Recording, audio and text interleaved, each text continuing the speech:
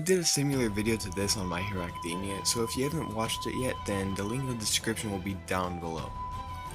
Alright, so Hunter x Hunter is about a boy named Gon, whatever you want to call him. I call him Gon, so don't say I'm saying it wrong in the comments below, because I'm still going to call him Gon. And he wants to become a hunter to find, a pro hunter to find his dad. I don't really know why that's the only reason he wants to become a pro hunter, but it changes throughout the series. He doesn't really care about finding his dad that much. I mean, there's stuff that gets in his way, but anyways, we're getting a little off track.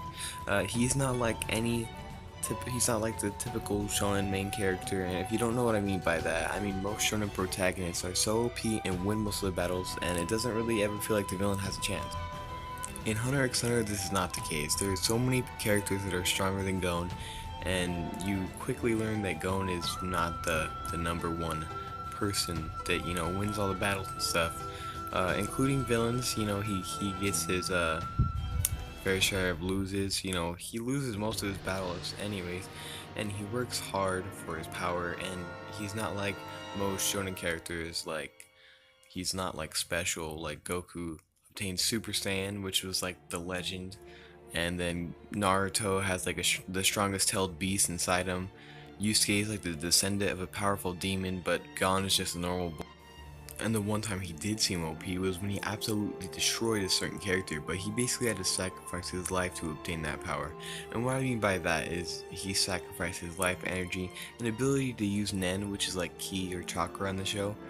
And another character did this. I'm not gonna say how, because, you know, it kind of spoils something, so I'm not gonna say any more about the other character. But basically you can make contracts, I guess, with Nen, so I guess that's pretty cool. I know I said in My Hero Academia everyone feels fleshed out and you know a lot of people, but in Hunter x Hunter they do it so much better. Like, there are characters that I took one look at and I thought, oh, he or she's not important, but boy was I wrong.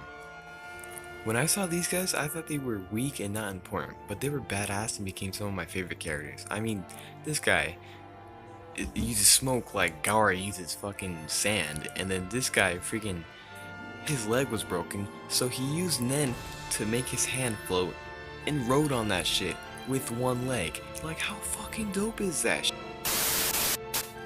Oh, by the way, Gon has a best friend named Killua that is from a family of assassins, and Gon still keeps up with him.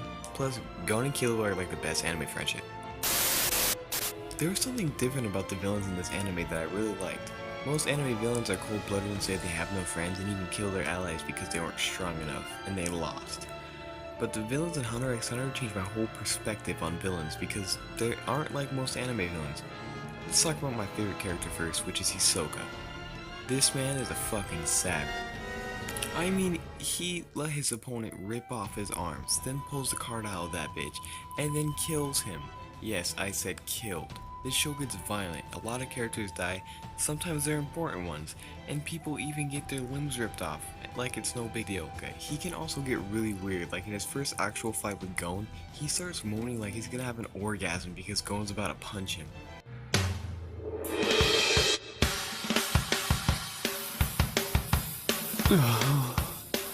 If I can't escape, I'll go forward!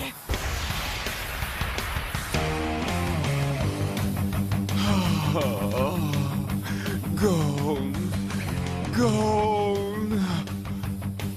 That's good. You're so very good. Those eyes, that look, that spirit.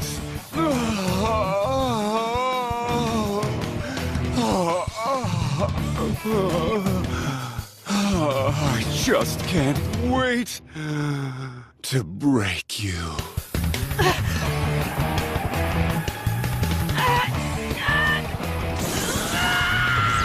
Oh, but no, not yet.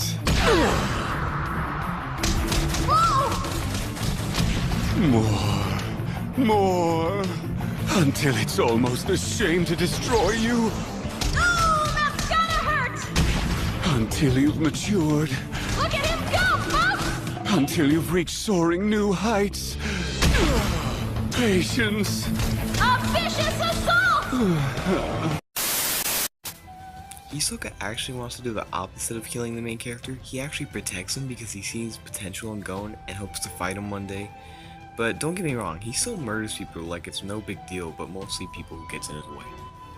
Alright, so on to the Phantom Troop. The Phantom Troop is a gang of villains who treat each other like family, and when one of them leaves, they don't kill them, they go and help them.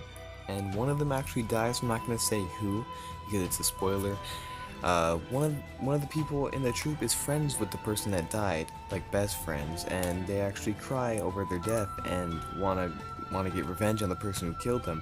So they're not like most people most villains and just want to kill their gang because they lost. No, they want to help them. And when their leader got taken hostage by a certain person that I'm not gonna say, they actually did everything they could to get him back alive and were genuinely worried. But don't get me wrong, not all the villains are like that. In the Chimera Ant arc, and yes I said ant, are like most anime villains, except some traitors and the king somewhat, but that's because they aren't human. Well, fully. Okay, I'm spoiling too much. The fight scenes aren't the best, but they're still dope, but that's not what the show is about. So if you're all about that action, this show isn't really for you. But if you're like me and open to different kinds of anime that's not constant action, then this anime is definitely worth watching and my favorite anime. Okay, never mind. My Hero Academia takes that spot.